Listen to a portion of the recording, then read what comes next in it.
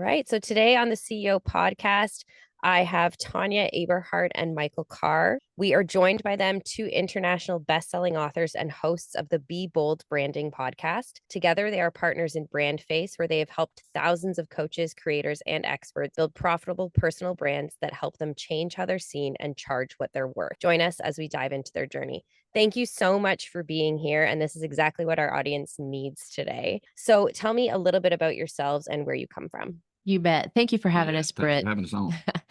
So we're both located just outside of Atlanta, about 45 minutes north of Atlanta. I actually grew up about an hour from here. We were 45 minutes apart our whole lives for the most part, and never met until about 11 years ago, when Michael became my client first and then became a co-author and then became a partner in the company. That journey worked, but my own career started in the radio world, and I realized that I needed to change the way I presented myself if I wanted people to perceive me differently.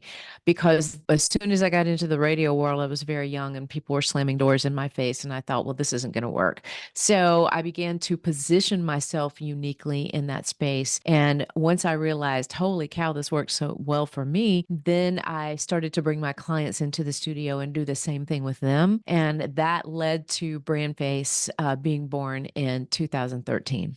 Amazing. What about you? Yeah, my background's totally different. I'm from the auction world. And so I came out of high school. I had a chance to be an engineer. I told my mom I didn't want to be an engineer. I wanted to be an auctioneer. And she cried and wondered how I eat. And we laugh about that now. But about 6 months out of high school, I just went out on my own and been responsible for my own paycheck ever since. My mentor told me to get my real estate license so I could make a little extra money. And I did that. But I was pretty much a circuit auctioneer for automobiles, equipment, and in like farm sales on the weekends around the Southeast. But when the mortgage debacle, what I call a mortgage debacle, hit and was starting at 2006, 2007, I teamed up with a company out of Irvine, California that was predominantly auctioning off real estate, like raw land across the United States. And we went after the Bear Stearns residential portfolio and got it. And we auctioned off about 75% of those houses. So I ended up being involved in well over 100,000 residential transactions and personally auctioning off well over 60 of those and brokering the rest. Then when we were done with that, cleaning up the mess, I came back to my small hometown, still very young, wondering what am I going to do? I've always been this entrepreneur. I need to do something. I have my own portfolio here. So one of the agents that I had worked with in buying a piece of property for my portfolio said, let's open up a brokerage. And I said, okay, I'll do it if you'll help me. And she did. But then about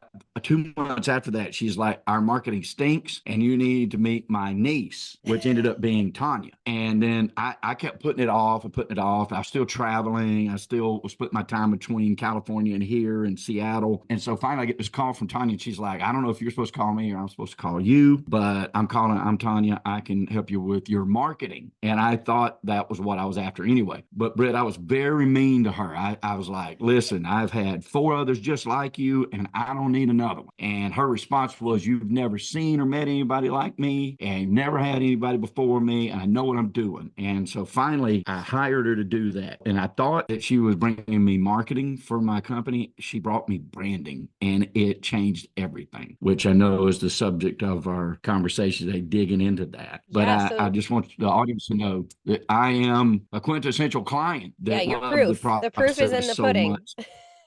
The proof is in the partner. Exactly. Actually. Yeah. So there you go. Right. I like that, Britt. So tell me the difference then. Let's start there. What is the difference between marketing and branding? Mm-hmm.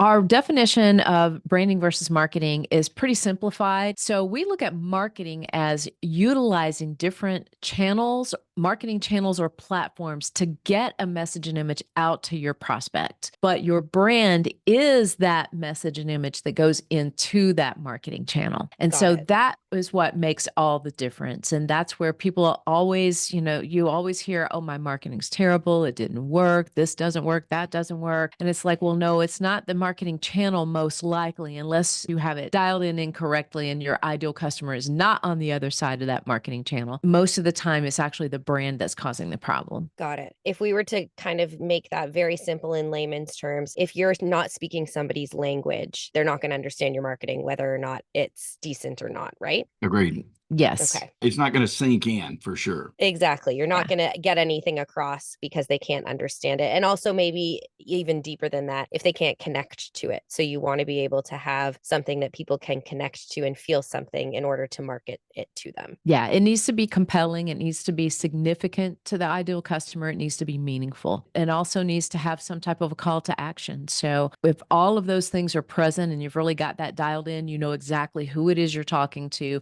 and you're utilizing that marketing tool or platform correctly with your branding elements infused into it, then you've got it lined up perfectly. Okay. So if people were going to start this from scratch, if they'd never thought about this before, I mean, speaking about creating an ideal client is something a lot of people throw around, but where can people start if they aren't sure even what the first step is for what that looks like? Okay, well, we actually have a formula that we created about a decade ago. We call it the HEAP code, and we'll be glad to walk you through it if you'd like. Sure. Yeah. So I'll take the H in the formula, and HEAP is the acronym HEAP, like a whole heap of new clients. Let's think of it that way. So the H is simply someone you can truly help. And that's where it all begins, because if you can help somebody, then your marketing, if dialed in properly, is really going to resonate with helping that person. But think about, have you been through something that your prospect is going through now? You came through it unscathed. You came through it okay, and now you're going to teach them how to do it. Are you in the same phase of life? Are you experiencing some of the same challenges? And do you have some of the same goals? If so, if you have that expertise and you can really help that person, that would be step number one. Yeah, and the second is somebody you enjoy working with. And I want to say this preceding the H, right? If you have listeners out there that are saying, hey, I'm young and I'm just getting started and I don't really have any of these past clients or experiences, then look, just imagine who you want to work with, because they're out there. All right. So H is somebody you can help. E is somebody you enjoy working with. All right. So look back at the other deals that you've done, the other teams you've been on, the work that you've already got experience in, and identify that ideal customer that you enjoyed the most. Mm-hmm. Yeah, that's a big difference, because as Michael says, what is it about dancing with ugly personalities? Life's too short to short. dance for ugly personalities. Like, get away from the negativity as fast as possible. And we all That's have right. clients that are negative and clients that we're like, oh man, I still say everybody, stay in touch, with your clients. You don't hate your money, right? But you can attract more of what you like and more like what you work for, and then you're invigorated about going to work.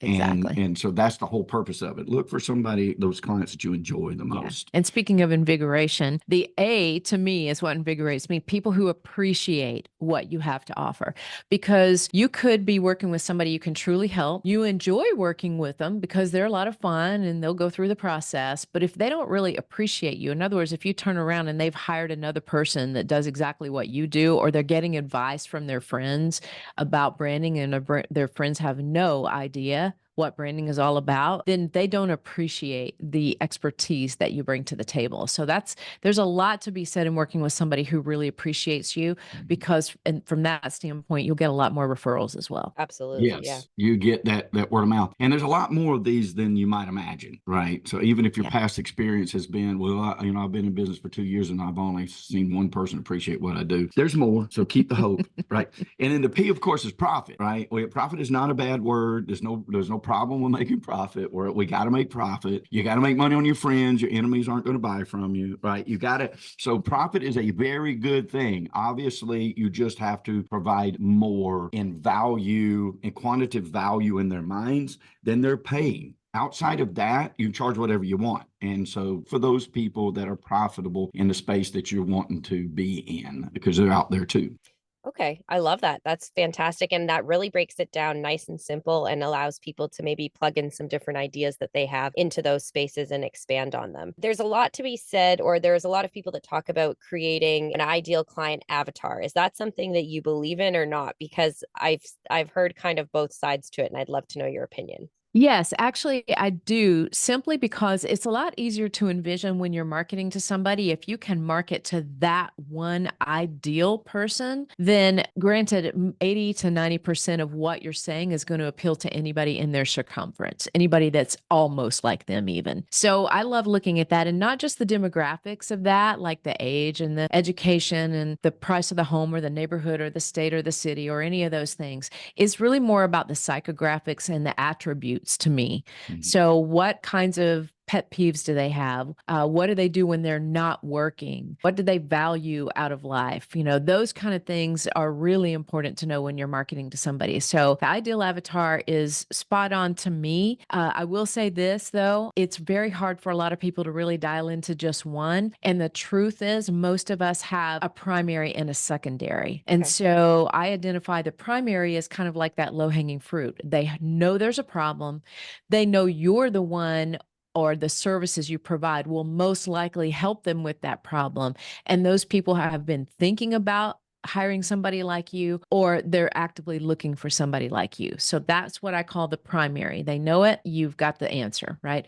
The secondary is somebody that has the problem that you can help solve. They really don't know that you can help them solve that problem. They may think the problem is something else. So they're this close to being primary. And so that to me can make a really good secondary, because as long as you're educating with your brand as well, then you're teeing those secondaries up to become primaries. So it's a little bit more involved than just choosing one person to speak to. I like to look at it that way. I love that. I hadn't thought about it like that before. And I think that makes so much sense, because we talk about creating content. That's, the buzzword right now, right? We're trying to reach more people by creating value. And if people already know they want to work with us, that value probably won't go quite as far, because, like, I'm using myself as an example. I'm an interior designer. You already do beautiful projects. I know you can handle that. I'm just not ready. I don't have a project that I'm wanting to do right at this moment. But there are people that do have a project they want to do right at this moment, and they might just not understand that you're there, or really fully understand what you bring to the table. So that constant content creation is actually for that secondary ideal client. Yes, you got it. Okay, beautiful. I love that. And if I could piggyback on that, Britt, it's Sure. also people get caught up with when you start niching in or building an avatar or whatever, people get caught up in, won't I work with anybody that's got a paycheck? I want to identify for the listeners, we're talking about where you're going to spend your money and your time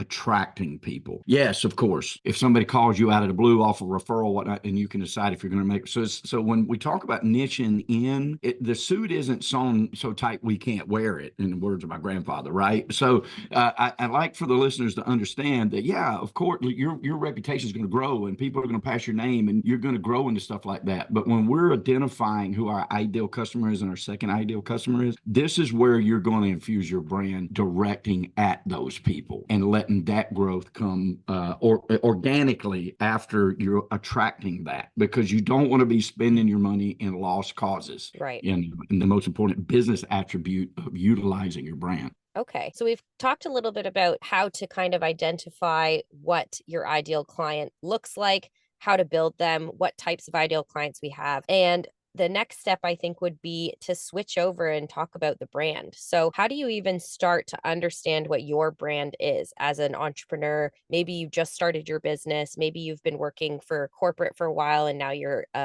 you're doing your own thing. Where do you begin? Okay, so that's another formula we created about a decade ago. And honestly, it's because when I first got into the personal branding space exclusively, I'd been doing it my whole life, just a common thread through everything I had done in the media world. But when BrandFace was born and we exclusively focused on personal branding, one of the things I noticed was you'd hear a lot of people being interviewed about personal branding, and they would say things like, well, just be yourself, just be unique. I mean, be authentic, post personal things about yourself. And I thought, none of that is telling me how to build a personal brand.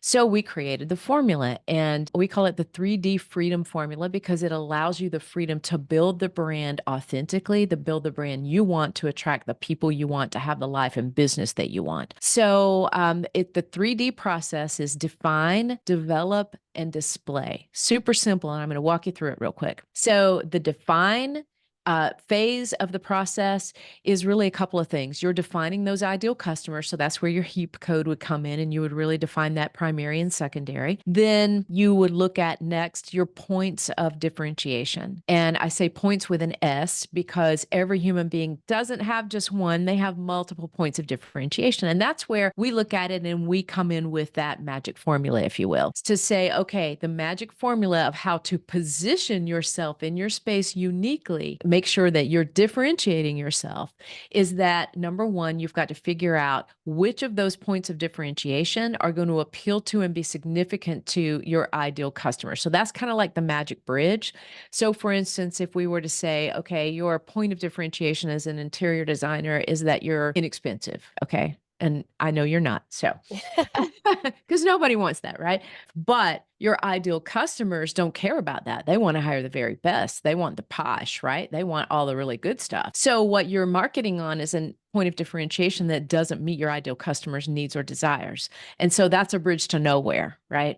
So we look to connect those two things, and that's where the magic formula comes in that tells us how to position our clients uniquely in that space. So that's what we do in the define phase. Then development's the second part, right? So now we've got to develop the rest of what the world sees about you, right? And so this is where we're going to get into imaging. This is where we're going to get into background images, photo shoots that trade what you were wanting, your messaging that talks to your ideal customer about why they should do business with you, how that's going to make their life better, right? Which is very important that you get across. So with a definition is like deciding the title of the book, and then the development of it is the rest of the book, right? Chapter after chapter. And so because when you lead everybody to all of your website and everywhere else you're going to show up, they need to know the why, and they need to know it really quickly, because we live in a world where, 8 seconds and you've lost them. And so we really build that out. We spend a lot of time in the development phase. And anything else that I missed? Yeah, nope. You get logos. That's where logos fall in. Any kind of visuals or messaging. Any visuals that's going to be a part of it. Yeah. So those little tidbits that grab your attention right away. That's all in development. Okay. Yeah. What's interesting,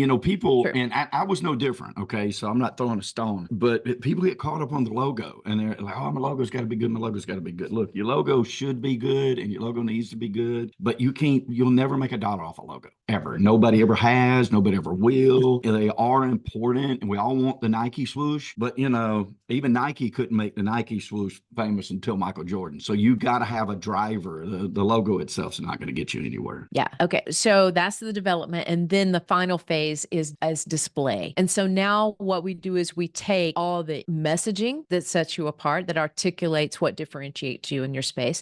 Then you have all the imagery, the logos, the photos, the colors, the background images, all of those kind of things. And you make sure those are infused into your marketing materials. So infused into your website, all of your social channels on a very consistent basis. Anything you do collateral wise, collateral materials, any type of marketing you do, you should now have every single piece and part that goes into that marketing. And that's the display. And so define your ideal customers and your point of differentiation to position yourself, develop all the messaging and all the imagery that articulates that position, and then display that everywhere.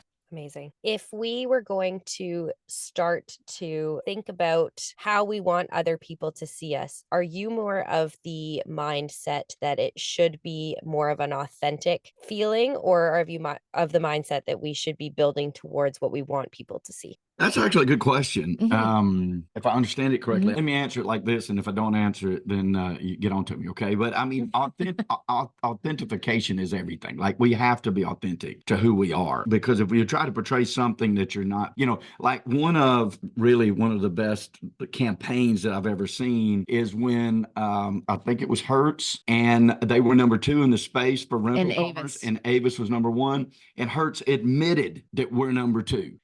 And we want your business. We're number 2. We try harder. I think it was the other way around. It might have been the other way around. Yeah. I might have had them flipped. They became the dominant in it because they were honest, right? They didn't come out and say we're the best. That's subjective, right? They said we're number 2 and we're going to work harder. And people really resonated with that. And they would do the same for you if you're honest and open about it. I think that there's an automatic, and I think it's gotten worse over the years, thank goodness, there's an automatic distrust to the social media campaigns and programs, right? Like I saw this guy the other day come through my Facebook feed again, and he's standing beside the private jet. He's like 19 years old. He's got his girlfriend with him beside it. And like he may be the most successful person in the world. He may be making millions a day. I don't know, but that's sort of old hat, you know what I mean? Because nobody believes it. And they're all like, even if you did have that, you probably wouldn't be bragging about it. You know what I mean? Because somebody's going to want to ride.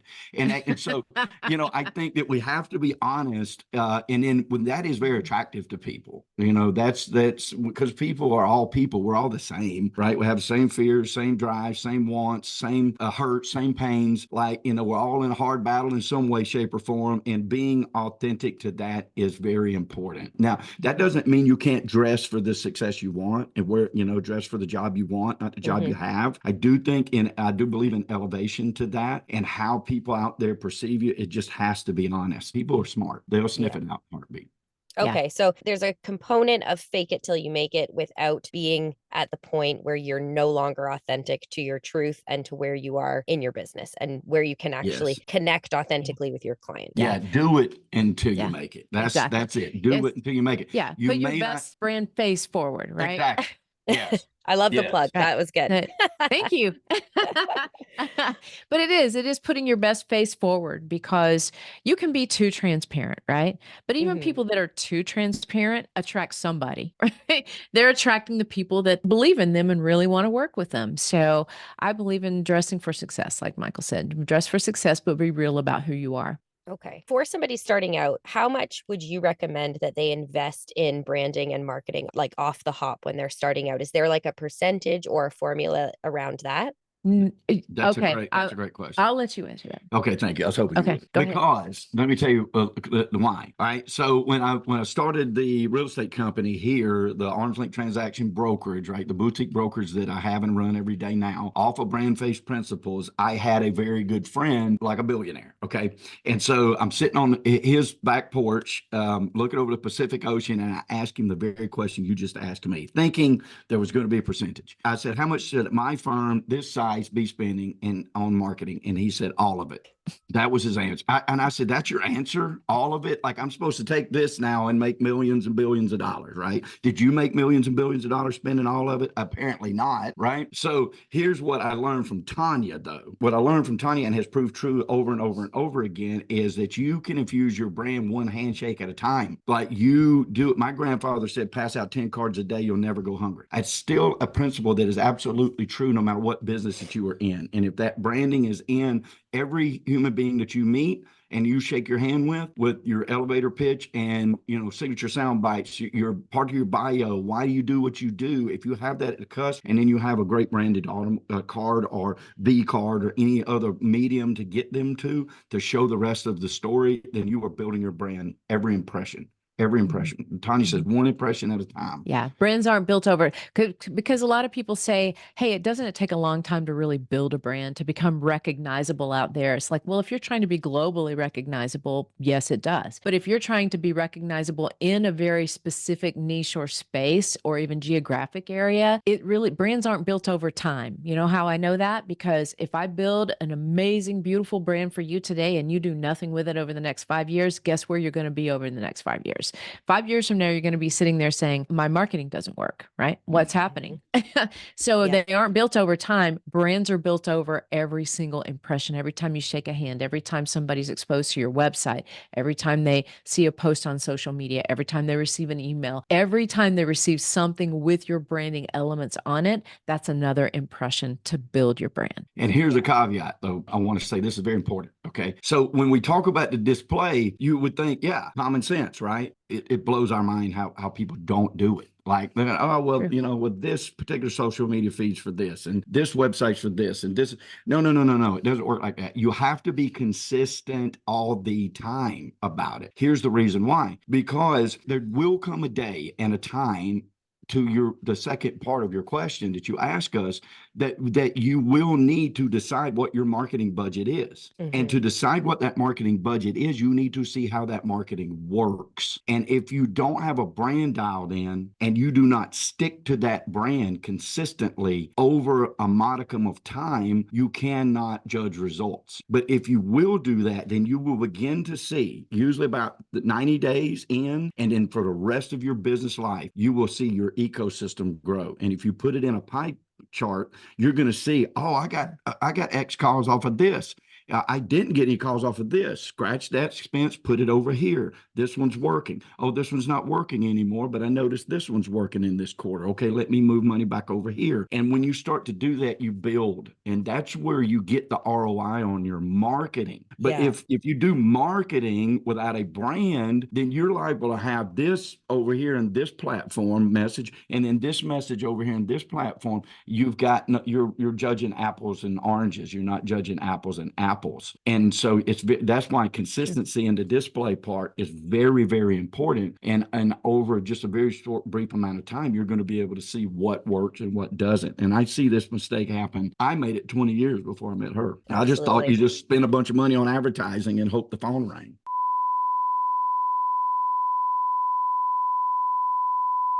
Here we are, we're good. So Michael, you were talking about dividing up our marketing budget into different kind of buckets of where to spend, and then being able to compare how those pieces of your marketing are actually working against each other, which I think a lot of people don't understand the importance of doing like A/B testing and seeing where the market's actually responding so that you can actually siphon off more of your budget into those areas and get a better return on your investment. So is there anything else you wanted to add to that piece of the puzzle for how to allocate your marketing budget? And I think we were going to, I don't know if you had mentioned a percentage that you should invest, or if there's some kind of formula or just recommendation you guys would have for that. Yeah, what I can add to it is there should be a percentage. And what my friend was really saying in a sort of smart aleck way, in a way that made you think, by saying spend all of it, is that you should grow into spending all of it, right? So there's 1,000 formulas you can look at based on the size of your company. Is it 7%? Is it 12? Is it 15? Is it 25? And I think that that's so unique to different industries that you have to decide what that's going to be for you, but it has to be something. And I also know that you don't need to be stagnant about that. So don't just say, I want to do 7% and then never again give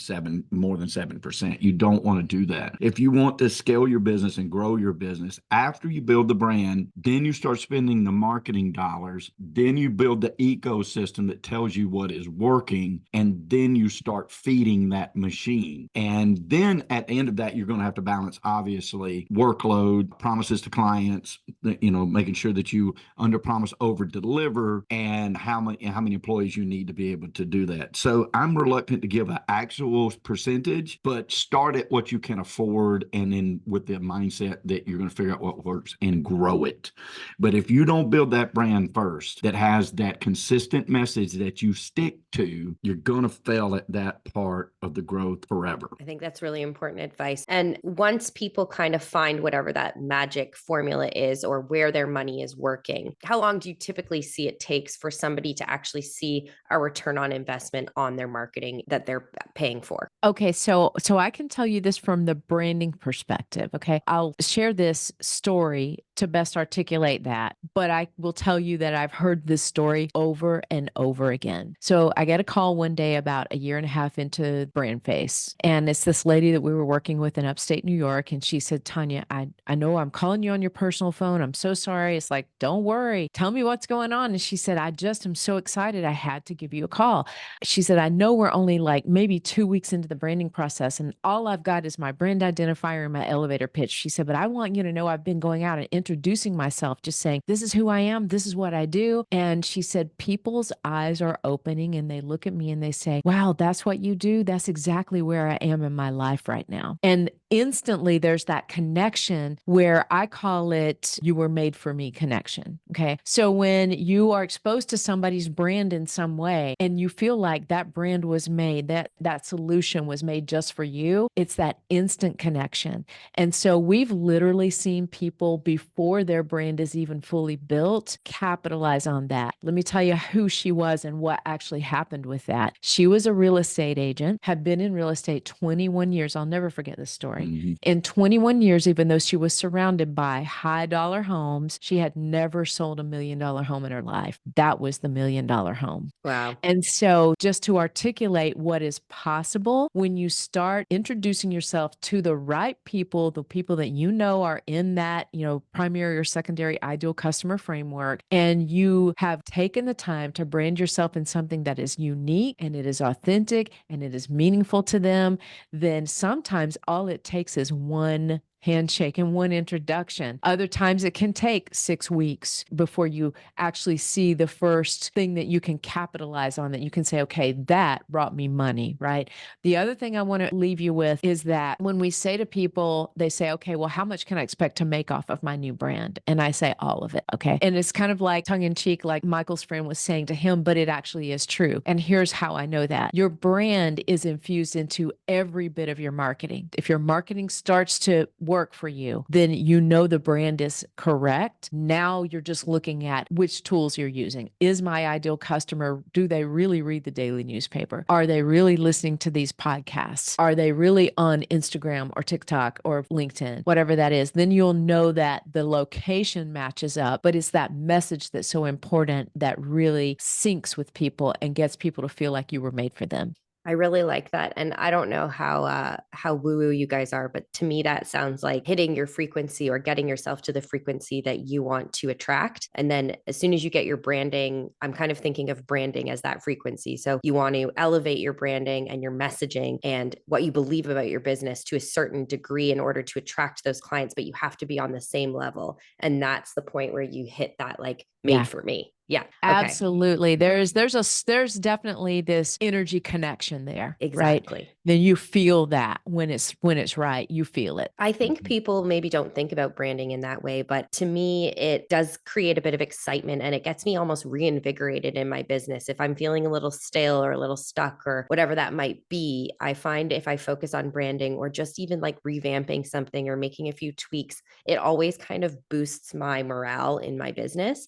And maybe that's something people can think about too when they're starting to think about branding, if they are feeling like kind of icky or stuck. And especially going into the new year, like we're recording this quite close to the holidays. So going into the new year, maybe that's something people can focus on, is just like a refresh, like a little boost for your business to get yourself onto that level to hit and really connect with your ideal customers. Yeah, I agree with that 1,000%. Like anything, a business, a organization, a church, a ball club, it is all built on energy, and your branding hitting the right people. They're happier, they're invigorated. They're telling people about how good you are. You feel good about what you do. You're doing more of it in your marketing, using and utilizing your brand.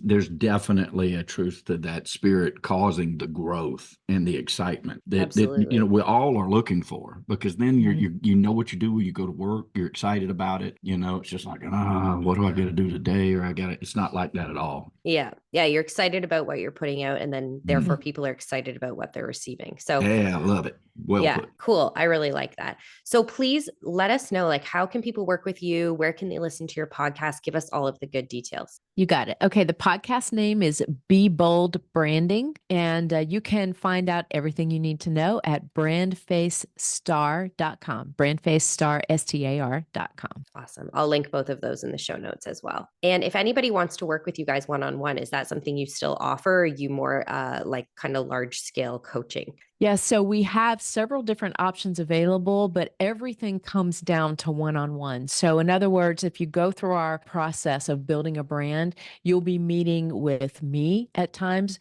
You'll be meeting with other people on our team that specialize in other things at times. For instance, a stylist. We have BrandFace stylists on staff that meet with people before their photo shoots to help them prepare for that, and personal guides that help walk you through every step of the journey. So we try to keep it to as few people as possible, so that makes it much more stress-free and seamless for the people that we work with. But we're dealing with specialists every step of the way. So it's a beautiful journey. And I would invite everybody to do it before 2020, or do it going into 2024, because 98% of people will actually meet your brand before they meet you. Interesting. Very cool. And do you specialize in a specific category? Like, you've spoken a lot about realtors throughout this podcast. Do you specialize in realtors, or do you have any kind of niche that you guys work with? Yeah, actually, real estate is one of our ideal customers. The other is coaches and consultants. Awesome. And so we work a lot with coaches and consultants.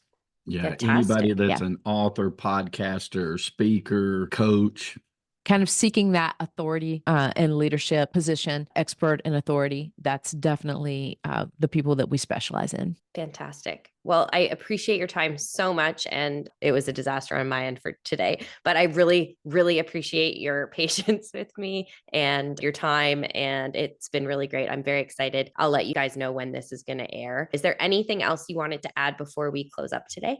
No, I just want to say a long time ago, somebody sent me a LinkedIn post or a LinkedIn message and they said, Tanya, make me a star, right? Because it's BrandFace and it's all about kind of being face forward, right? And without even thinking at all, I just sent him a message back that says, look, Bill, we don't make stars, we unveil them. And I want to leave saying everybody has a star inside of them, everyone. And we have the pleasure and the great blessing to help unveil those for a lot of people throughout the world. And I want everybody to know, embrace yours this year and let's unveil it together. I love that. Thank you so much. And thank you for your time. Thank you for being here. And we'll catch you next time. Thank you, Britt. Thank you, Britt.